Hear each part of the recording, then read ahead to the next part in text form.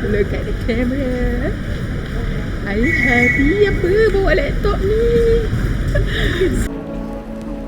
Say what you wanna say to me now. I wanna wake up with you in the morning. Show me there's nothing fake. Hi guys, welcome to my vlog. Din, macam mana so far? Belum sampai dah penat je. Untuk orang ni, ya, waktu buka pandai masuk.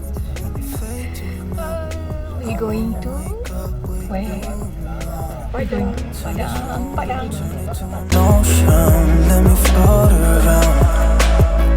Eyes closed, like we're dreaming even when we're not.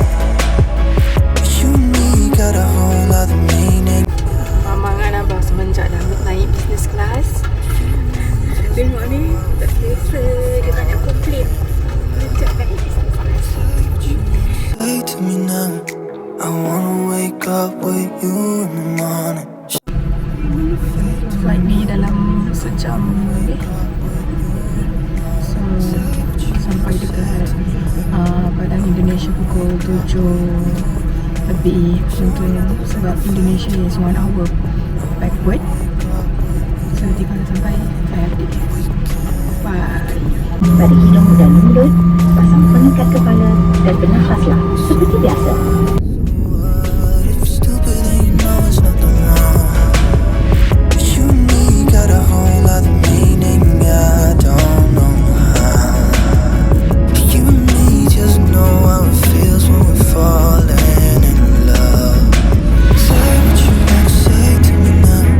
I wanna wake up with you in the morning. Show me there's nothing fake to me.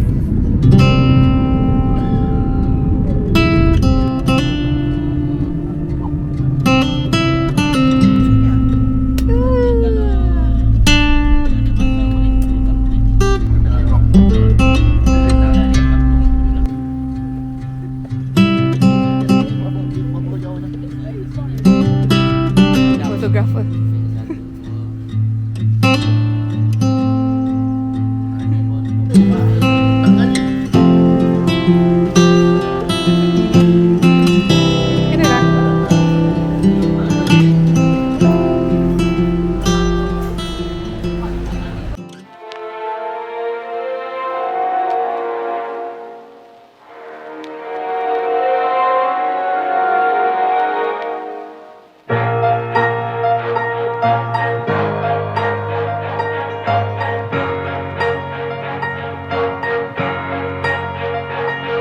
Aku yang terusir jauh dari kamu, jauh dari kamu.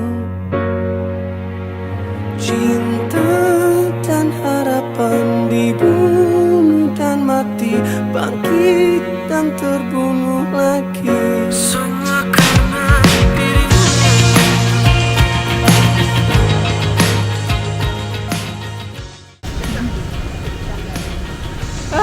Sudah. Baik.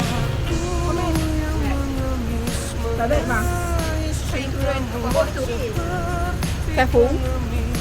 This is the place where Zainuddin nak bunuh diri. Konon-kononnya. Tapi tak jadi. Lembah Alai. So kita teruskan perjalanan kita ke Bukit Tinggi. Tengok tu. Makcik turun. Selangkah demi selangkah turun.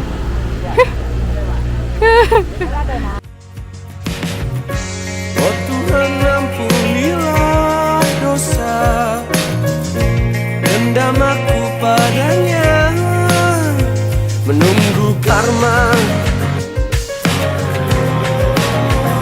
Aku menunggu karma, menunggu karma.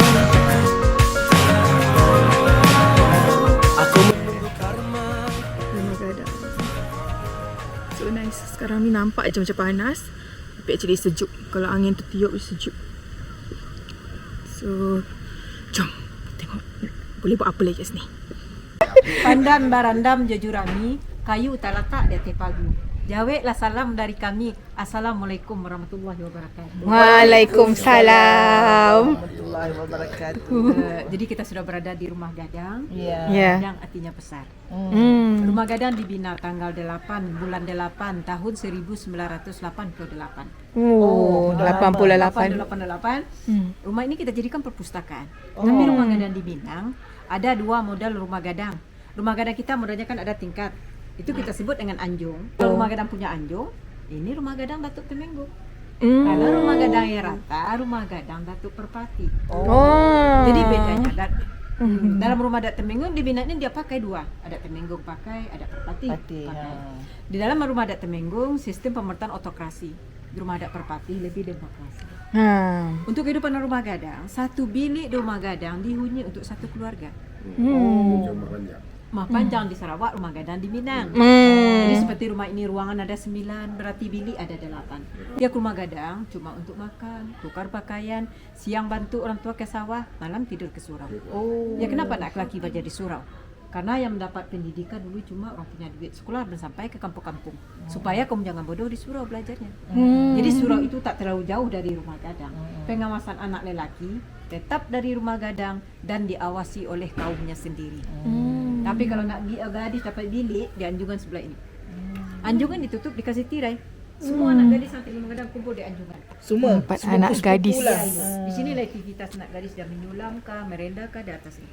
Tetapi dari anjungan di sebelah sana itu kita gunakan untuk duduknya para datuk atau pimpinan kita. Karena dalam rumah ini kan sistem pemerintahan Yang tua-tua lah. Ha.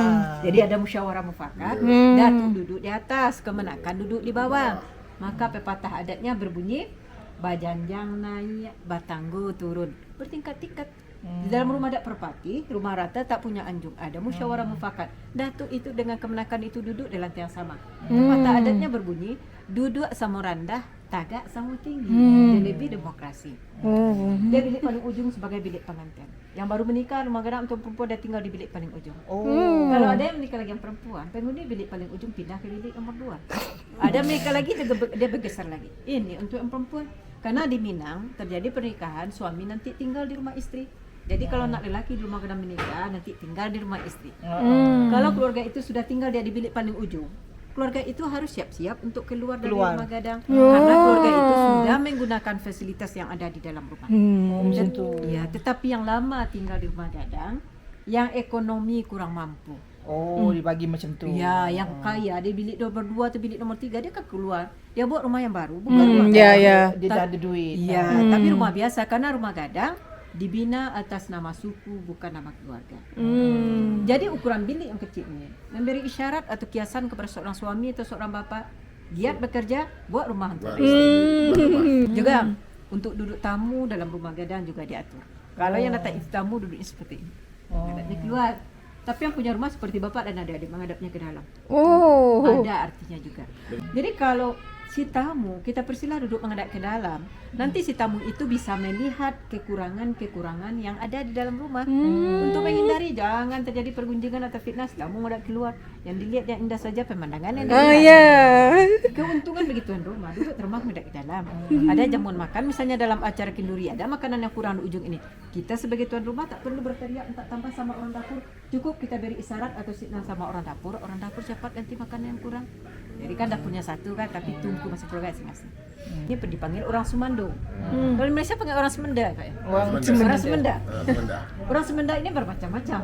Orang datang Ya betul. Datang. Orang Semenda ini bermacam juga. Ada orang Semenda Nenek Mama, ada orang Semenda Kacang Miang, ada orang Semenda Langau Hijau, ada orang Semenda Lapiak Buruak. Kalau ingin dihargai di dalam keluarga istri, jadilah orang Semenda Nenek Mama. Ini dia di panutan dalam keluarga istri. Rajin bekerja, hari bijaksana. Tapi jangan jadi orang Semenda Kacang Miang. Ini orang Semenda kerjanya membuat keributan saja dalam juga jangan jadi orang Semenda Langau Hijau. Ini orang Semenda Langau Hijau ini lebih parah lagi. Langau itu lalat. Lalat kan tempat kotor aja kan. Hinggap sana, hinggap sini. Perbuatan tak baik saja ada kerjakannya. Juga jangan jadi orang Semenda Lapiak Buruak. Ini orang Semenda pemalas nih. Kenapa dibilang Lapiak Buruak? Karena kerjanya tidur saja saking pemalas sampai buruk lah tika. Ya. Kalau ada orang Semenda Lapiak Buruak dalam Rumah Gadang atau orang Semenda pemalas dalam Rumah Gadang, orang rumah gadang tak akan bicara langsung kepada yang bersangkutan, dia akan sindir saja. Jadi ada kebetulan Pedas, ada pedas. sebenarnya pemalas dalam rumah, ada kucing. Kalau kucing rumah kan kerjanya tidur saja. Kalau lapar cari makan ke dapur. Untuk menyindir kepada orang semenda lebih buruk yang pemalas, berbicaralah orang rumah gadang kepada kucing sekeras-kerasnya seperti ini. Peli Kucing, lah. kucing yang kau laluk saja. Katanya kucing ini kerjanya tidur saja. Menyindir kepada orang semenda lebih buruk yang pemalas, lamaran seperti kucing yang lagi tidur. Di pintu atau di tingkap nama ukiran si kambang mani, bunga yang indah. Ini melambangkan sikap keramah tamahan orang Minangkabau dalam nyambut tamu. Ada lagi nama ukiran itiak pulang patang. Itik pulang petang. Ini melambangkan keteraturan atau kedisiplinan. Kita lihat itik jalan, tak ada yang komando, dia teratur berbaris satu-satu. Ada lagi nama ukiran itu pucuk rabuang. Ada nama-nama dia. Nama-nama. Pucuk rebung dengan pepatah adatnya berbunyi ketek paguno gadang tak pakai. Waktu kecil rebung bisa jadi gulai. Sudah tua bulu dapat kita pergunakan buat rumah kita. Ya. Maksudnya kita ya, jadi dari kecil sampai ke tua itu bergunalah kita untuk orang lain. Ya. Lagi bapak ibu dan adik kan. Kalau rumah kita tingkapnya itu keluar. Tapi rumah gadang ini tingkapnya ke dalam. Dalam. Dua keuntungan. Kalau tingkapnya keluar, ukiran akan cepat rusak karena tepisan hujan dan sinar matahari. Itu yang pertama. Yang kedua dari segi keamanan. Kalau ada serangan dari luar, kalau tingkapnya di luar kita menutup, kita yang kena dulu. Tapi kalau ada, ya kenapa kita dorong dari dalam? Nah, tingkap akan jauh letak rangkiang dari rumah gadang, ada artinya juga. Misalnya terjadi kebakaran di rumah gadang, orang rumah gadang tidak akan kelaparan, padinya masih terselamatkan. Jadi mengambil padi nanti pakai tangga. Siap kita simpan atau mengambil padi, tangga nanti simpannya di bawah kolong rumah gadang. Kita letak tangga di situ. Habis nanti dicuri orang. Tak aman nanti untuk budak-budak. Jadi di Minang itu pembagian harta ada dua. Yang pertama harta pusaka tinggi, kedua harta pusaka rendah. Yang dimaksud harta pusaka tinggi, harta yang secara turun-temurun dari nenek moyang kita. Contoh ini rumah gadang, sawah dan ladang. Ini kan milik suku, milik kaum, milik bersama. Secara turun-temurun harta untuk yang perempuan. Cuma harta itu hak guna, bukan hak milik. Dia tak boleh dijual harta pusaka tinggi. Nama saja. Nama saja. Macam tinggi boleh, cuma harta itu digadaikan. Boleh itu digadaikan, tapi syaratnya juga sangat ketat. Boleh. Kalau anak perempuan juga, kalau untuk pendidikan lelaki itu dia lebih utamakan juga dulu. Misalnya nih, anak seorang keluarga ini punya anak lelaki dengan anak perempuan yang umurnya berdekatan. Yang perempuan lebih mengalah. Lanjutkan dulu pendidikan lelaki ini. Kan lelaki ini kan akan jadi pemimpin nanti apa itu. Tapi juga kalau pergi misalnya kalau ditanamkan nanti dalam artian laki-laki mengharap harta dari orang tua. Biasanya laki-laki jadi pemalas. Apalagi orang tua kaya, laki-laki berpikir untuk apa kerja keras. Kalau orang meninggal dapat bagian harta lebih banyak dari saudara perempuan. Tapi tak berhasil yang laki-laki. Yang akan membantu itu saudari perempuan. Ikatan kekeluargaan itu sangat erat sekali. Jadi sebenarnya pembagian harta dalam sistem matrimonial Minangkabau bukan kaum perempuan lebih ditinggikan atau lebih diutamakan, bukan itu. Tapi sangat melindungi kaum perempuan. Misalnya sebagai si cerek di tepi banda, kok condong tolong tagakkan. Dari ketek kita baraja, kok salah tolong tunjukkan. Jika sana karibau iswa, bawakan kami si rotan panjang. Kok ndak rotan, aka jadi duo. Kok sana tak cinta iswa, kanalah kami di Padang Panjang. Di museum kok kita basu. Anak enjang di ranting tinggi, patah ranting terbanglah ia. Kami anak Malaysia tak lama di sini, sampai masa pulanglah. Okay guys, ni aku lupa. Aku ingat ni ada Temenggong punya something lah, ada Temenggong punya style sebab dia ada like anjung kiri kanan, lain dengan dekat Negeri Sembilan. Kalau kat Negeri Sembilan kita guna adat pepatih. Ada situ kat situ rumah adat pepatih. And then entahlah, aku dah lupa dah. Tengoklah balik video tu. Menunggu karma, aku menunggu karma, menunggu karma, aku menunggu karma. Dengar dan ingatlah saat aku bangkit dari kesedihan. Engkau kan berlutut memohon diriku, memohon ampunan dari diriku. Macam ni, kita bukannya jenis yang shopping. Yes. Okay. Nak makan. Okay. Makan. Ni kedai shopping ni tak? Mama nak beli something ke tak kan? Hanya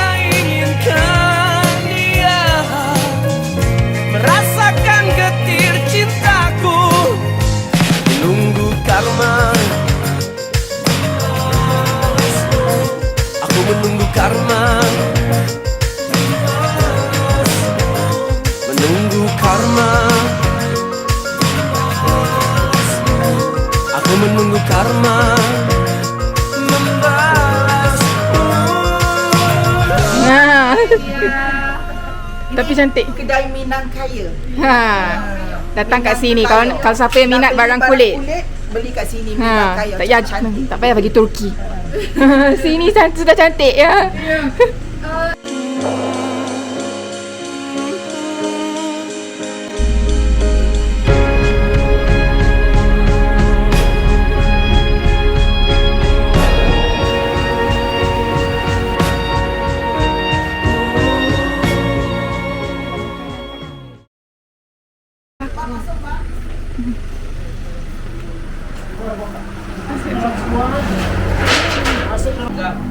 Anggap kena sauna kan.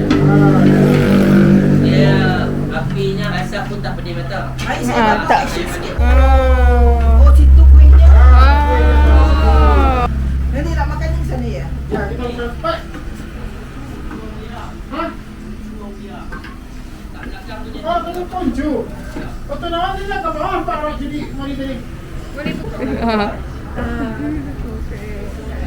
Ya dah. Dia letak ni kuih neraka. Kuih neraka. Tak apa.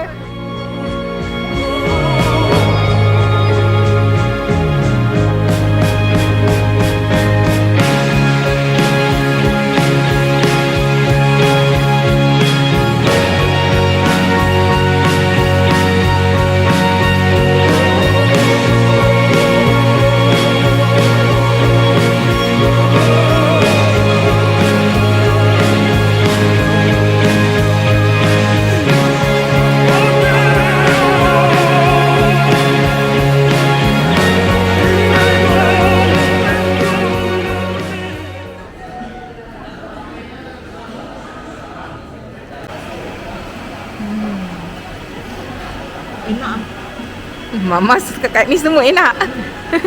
Abang kan bebek rendang dia. Sebab ni itik. Sedap.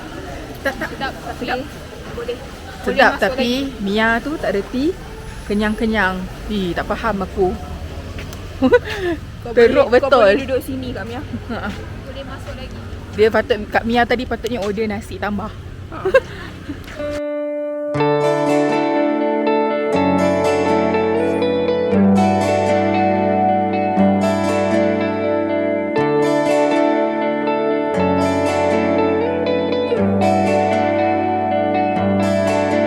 Bagai langit dan bumi yang tak pernah seawal.